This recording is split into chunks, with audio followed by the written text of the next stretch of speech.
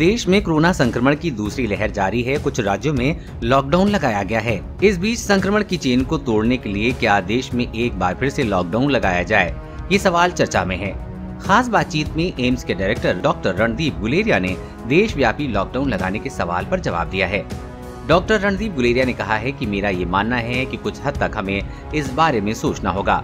कुछ यही करना पड़ेगा। अगर एक व्यक्ति एक शहर से दूसरे शहर, एक जिले से दूसरे जिले चला जाए तो वायरस भी उसके साथ जाएगा। जहां पर केस कम है वहां पर केस बढ़ेंगे।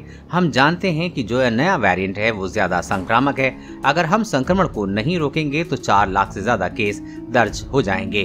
बातचीत में उन्होंने आगे कहा कि अगर हमें केस कम करना है तो हॉस्पिटल में एडमिशन को कम करना है, मौतों को रोकना है तो हमें एक अग्रेसिव लॉकडाउन करना पड़ेगा। उसके साथ ही जो मजदूर हैं उनके लिए प्लान बनाना पड़ेगा।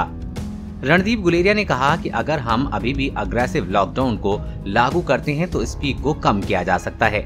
लगातार जितने केस आ रहे हैं उसे कोई भी हेल्थ सिस्टम संभाल नहीं पाएगा। उन्होंने कहा कि मैं मानता हूं कि हमें अपने हॉस्पिटल्स बढ़ाने हैं, ऑक्सीजन की पॉइंट्स बढ़ाने हैं और जो चीजें करने की जरूरत है, लेकिन उसके साथ साथ हमें केस कम करने के लिए भी पूरा एक्शन करना चाहिए।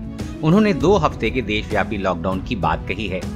कोरोना वैक्सीन और लॉकडाउन से जुड़ी हर खबर सबसे पहले पाने के लिए चैनल को सब्सक्राइब करें और अपने दोस्तों के साथ शेयर करना न भूलें।